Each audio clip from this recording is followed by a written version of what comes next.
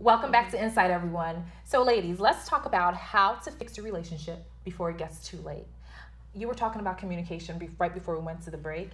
Yes. And you were saying how it's so important. And in this aspect, yes. I mean, it's important in all aspects, but specifically when you're trying to fix a relationship, communication is like the key ingredient. Completely. Because, like I said, if there's no communication, you know, how are you going to get your point across to your boyfriend, to your girlfriend, whoever it is?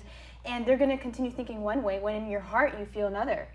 You know, I know in my life, I like to keep communication, not just with my boyfriend, but with everybody, because people need to know where you stand, how you feel, because they'll go on and on and on, never knowing that something actually bothers you, or that you're upset about something. It can't be that way. You know, I think the key to happiness is having somebody know what makes you happy, not having them guess at it. Right.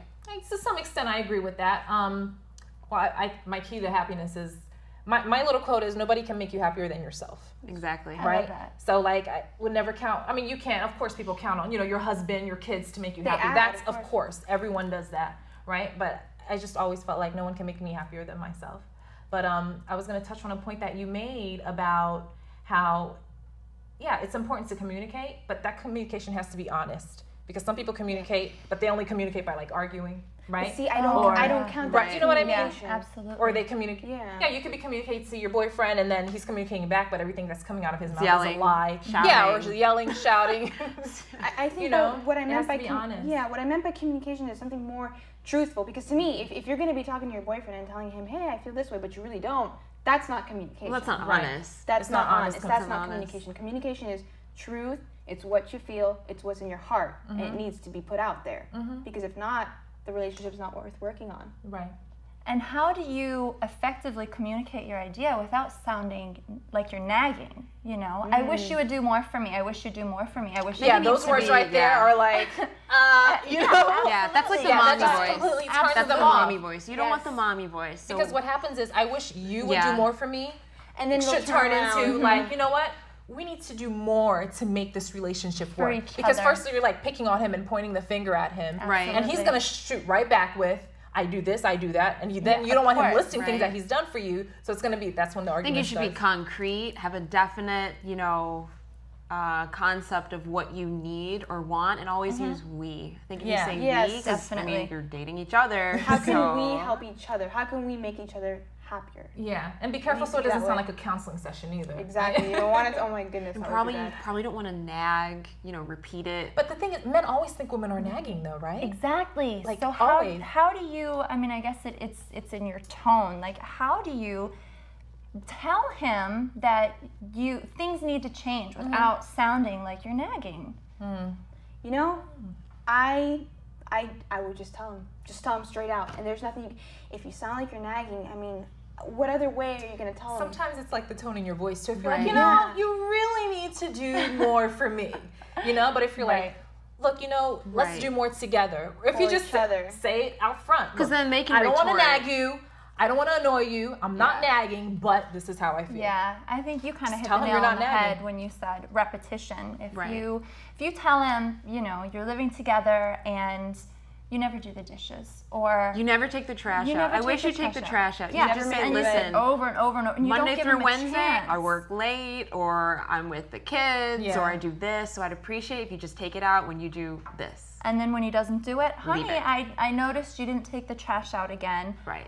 It's so late. Do you mind? I'm just gonna make out a chart and put it on the fridge. Push them all over. Chores. I don't know. I disagree with the chart. For the kids, I disagree with the chart. I don't know about for the husband or the boyfriend. He may not appreciate a football sticker on his chart. So don't do that. Maybe the trash star. Exactly. Maybe some guys would like maybe that not a sort of chart. order, but I think the majority of them would not. I have to say no on that one. On the chart? On the chart, yeah. Yeah, that's no. You get a sticker. Gold star. Or gold star. I think, but again, like if you're just like, you never take the trash out, that's nagging. But then they could say, well, you never put gas in my car. So it's just going to go back and forth. Yeah, so it's just like, hey, babe, can you take the trash out? Because I get really tired when I come home and, you know. That one really But the works thing is, you got to kind of balance it with like good things that they do too. Absolutely. You know, so say something like positive first and a few minutes later, like, hey, would you mind taking the trash out? And then it kind of balances out. It becomes a neutral playing ground. You have to follow up with something positive too. So it's not. It can't just always be nagging. If you come in positive, you know, oh, the house looks so great. I see that the door needs to be fixed. But oh my gosh. But also, the house looks really great. Yeah, so thank you for vacuuming today. Yeah, you don't want to make him feel like the housekeeper, the maid, but you want him to help with, you know, of course. Some things hard. When he can. It's hard being a woman and working and trying to build a career and trying to be the house mom and cooking and cleaning and taking care of everything. And then from our perspective, we look at the husband or the boyfriend or the fiance and we say, you work 40 hours a week. I work 40 hours a week and I do this and I do this and I cook and I clean and I do the laundry and I do the shopping. Yeah, and all those things are true. It's not, it sounds like nagging, but all those things are true and that's what we do, you know? Absolutely. So. Very true. You just have to delegate the tasks and balance and just, you know, be diplomatic. Because honestly, like I could, you know, tell my boyfriend to wash the dishes. And not that he hasn't, like once in a blue, but I think, you know, I wash dishes better than he does. So sometimes that's no practice. You know, because guys go rush and get it through. I make sure there's like no food particles in between my So you use the sponge, you just soak like them in a little bleach. Like yeah, you know, I spray the counter with pine salt. You know, he doesn't do all that whole part. Oh, see, you know, we're opposite. I cannot wash a dish to save my life. And I don't do it on purpose. I wash it and I think it's clean. And I put it in the drain board and then he comes and he's like, what is this? And he's got to rewash it all. So, I know how I just don't like I want to do the laundry because I know when I do it, it'll get done.